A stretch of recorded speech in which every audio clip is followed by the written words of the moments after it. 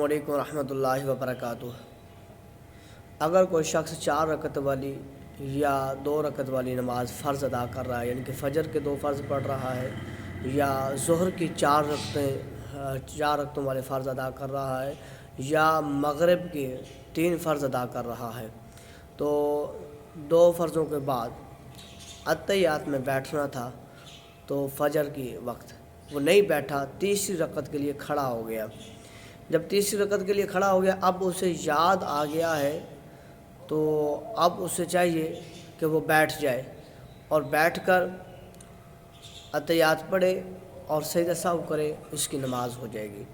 इसी तरह ज़ोहर की नमाज़ है 4 रकतों वाली, तो 4 रकतें मुकम्मल हो चुकी।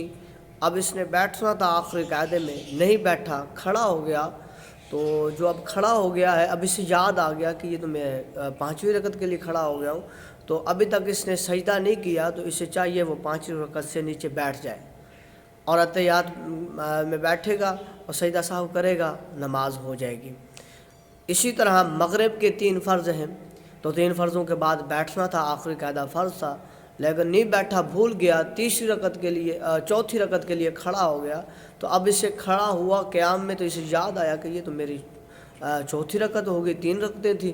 तो अब इसे चाहिए कि सजदा करने से पहले पहले बैठ जाए और सजदा सहव करे, नमाज इसकी हो जाएगी। अगर फ़जर की जैसे नमाज थी, अब उसने तीसरी रकत के लिए जब खड़ा हुआ, तो तीसरी रकत में उसे याद नहीं आया, उसने क़याम भी कर लिया, रुकू भी कर लिया, सुजूद भी कर लिया। अब जब सजदा इसने कर लिया, तो अब ये नमाज बातिल हो जाएगी, अब इसे दोबारा लौटाना होगा।